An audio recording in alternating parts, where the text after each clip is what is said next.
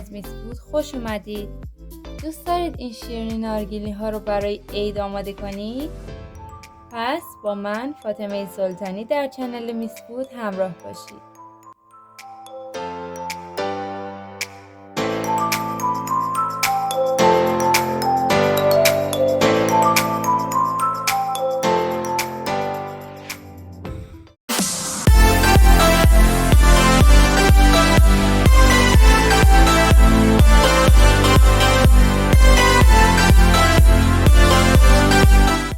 سلام دوستان و همراهان همیشگی به میس فود خوش اومدین. امروز در خدمتتونم با یک شیرینی دیگه مخصوص عید نوروز.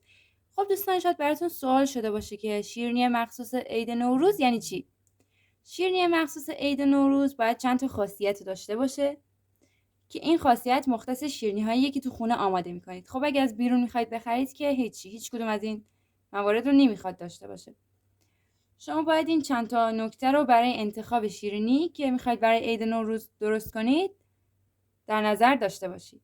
خب دوستان، شما وقتی یک شیرینی رو برای نوروز و پذیرایی از مهمانانتون آماده میکنید باید حداقل 11 روز براتون موندگاری داشته باشه که توی این روزها اوج رفت آمد مهمان‌ها هست. و نکته دوم این که باید اقتصادی باشه، وگرنه نمیصرفه توی خونه شیرینی درست کنید، مگه اینکه بخواید یک تجربه شیرین از آشپزی کسب کنید. و دوستان، نکته سوم این که باید طوری باشه که همه خانم‌های کدبانو بتونن آمادش کنن، یعنی لوازم سخت و عجیب غریبی نداشته باشه. خب بریم سراغ شیرینی امروزمون که همه این خصوصیات رو هم داره. بریم برای درست کردنش. موادی که احتیاج داریم مواد ساده‌ای هست، همه جا میتونید پیدا کنید، که شامل 100 گرم پودر نارگیل، 180 گرم شکر، سفیده تخم مرغ 100 گرم یا 3 عدد سفیده تخم مرغ، روغن مایع 70 میلی لیتر یا 50 گرم و نصف قاشق چایخوری هم وانیل و 1 قاشق چایخوری هم آب لیمو. ترجیحاً تازه باشه بهتره. خب دوستان، اولین مرحله اینه که شکر و پودر نارگیل توی غذاساز یا میکسر بریزید. پودر نارگیل رو ریختم، شکر رو بهش اضافه میکنم، نصف روغن مایعتون رو بهش اضافه کنید و همینطور نصف سفیده های تخم مرغ رو.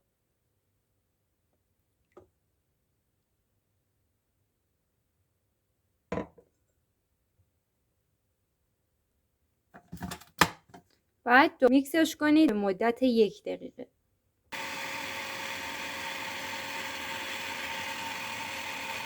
بعد موادتون رو داخل یک تابه با حرارت خیلی کم حدود 3 دقیقه مداوم هم بزنید تا شکر داخلش ذوب بشه.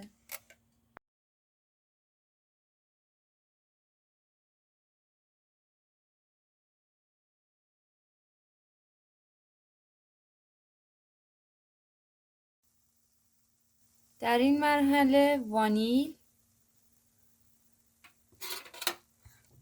و 1 قاشق چایخوری آب لیمو که داشتیم رو بهش اضافه میکنیم. به خوبی همش میزنیم. موادتون رو به یک ظرف دیگه انتقال بدید و اجازه بدید 1 ساعت توی دمای محیط خنک بشه. خب دوستان، بعد از اینکه 1 ساعت در دمای محیط قرار دادید حالت منسجمتری داره. اون رو داخل یک قیف پلاستیکی یا پارچه‌ای که به این صورت نگه داشتید، چون راحت تره، بریزید.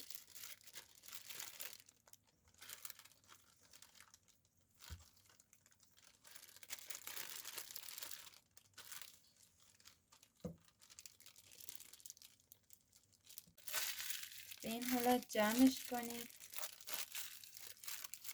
سرش رو حدود 3 سانت برش بدید.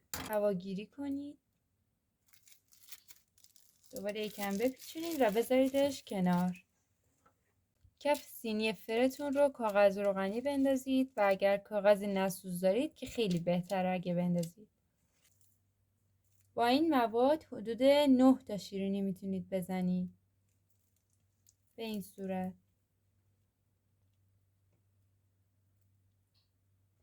بعد از اینکه اونها رو با قیف ریختید داخل ظرف، با انگشتتون کمی اونها رو پهن کنید.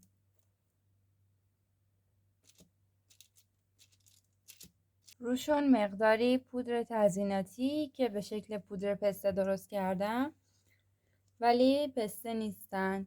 آموزشش رو این بالا براتون میذارم، میتونید برید ببینید. خب از این پودر استفاده میکنم، روش مقداری پودر میریزم.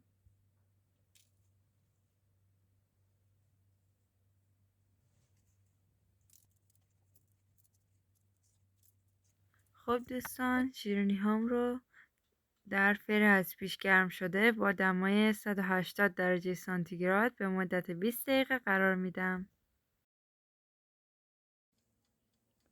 خب دوستان، بعد از اینکه اونها داخل فر پختند، اون رو بیرون نیارید، فرتون رو خاموش کنید و بذارید همون تو خنک بشن تا پفشون نخوابه.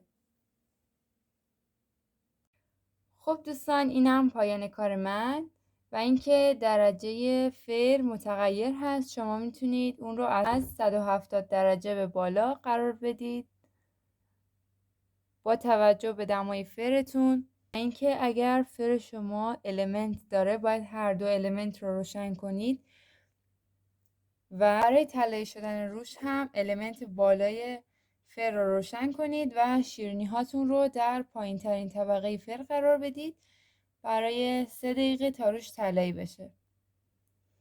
خب دوستان، حمایتتون خیلی برام با ارزشه، پس اگر از این آموزش خوشتون اومد لایک، کامنت، شیر، سابسکرایب فراموش نشه. چنل من رو هم دنبال کنید تا در روزهای آینده از آموزش‌های شیرینی‌های عیدی که میذارم بهره بیشتری ببرید. تا آموزش بعد، خدا نگهدار.